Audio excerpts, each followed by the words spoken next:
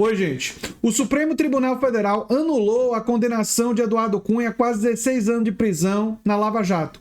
Mas essa anulação não significa que ele não pode ser condenado pela Justiça Eleitoral, porque o caso e as provas foram para a Justiça Eleitoral. Ou seja, não significa que Eduardo Cunha está totalmente livre das investigações. Significa que por 3 votos a 2, a segunda turma entendeu que a Justiça Federal do Paraná não era competente para analisar o caso sobre propina em contratos de navio sonda. E sim, a Justiça Eleitoral é a competente, né? A Corte determinou ainda o envio da investigação para a Justiça Eleitoral.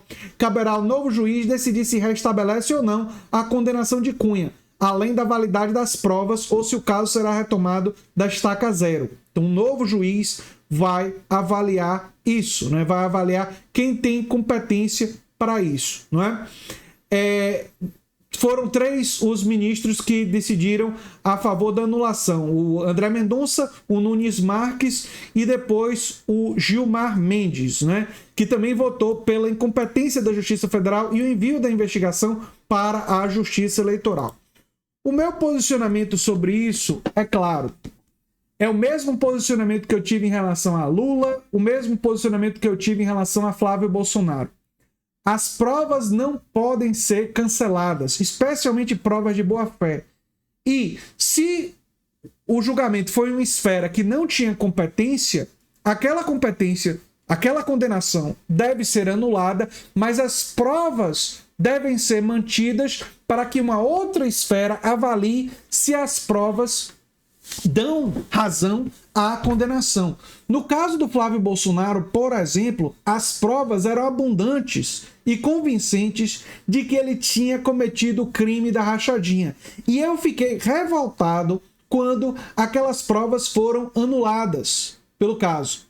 Nos casos de Lula, as provas em geral não foram anuladas. Foram promotores que avaliaram depois que as provas eram fracas, não eram suficientes e, aliás, eu concordo com essa avaliação, as evidências em relação aos supostos crimes de Lula são fraquíssimas e aí ninguém quis processar Lula de novo pelo aquilo que foi anulado, sendo que em alguns processos Lula foi inocentado, em 3 deles Lula foi inocentado e outros prescreveram. Mas daqueles que foram anulados, muitos deles poderiam ter sido retomados e não foram, porque os promotores avaliaram que as provas, promotores que não eram Deltan Dallagnol, que não estavam politicamente motivados, avaliaram que as provas não eram boas. Bem, no caso do Eduardo Cunha, para mim está absolutamente evidente que as provas, assim como no caso do Flávio Bolsonaro, são persuasivas, são convincentes. Isso significa o quê? Significa que a Justiça Eleitoral, que agora está com o caso, deve validar as provas e deve julgar o caso com essas provas. E se julgar, eu acredito que deve chegar à conclusão de que o Eduardo Cunha é sim culpado. Então, nós vamos ver o que é que isso vai acontecer aí na Justiça Eleitoral, porque diferentemente do que muita gente está dizendo, como se Eduardo Cunha tivesse simplesmente livre, não. A condenação foi anulada, mas ela foi para a Justiça Eleitoral. E na Justiça Eleitoral, a condenação pode, inclusive, ser mantida. Isso não tem sido muito divulgado. E eu peço que vocês compartilhem esse vídeo para as pessoas saberem da realidade desse caso. Eu espero que ela seja mantida, porque as provas, no caso do Eduardo Cunha, me parecem absolutamente persuasivas, né?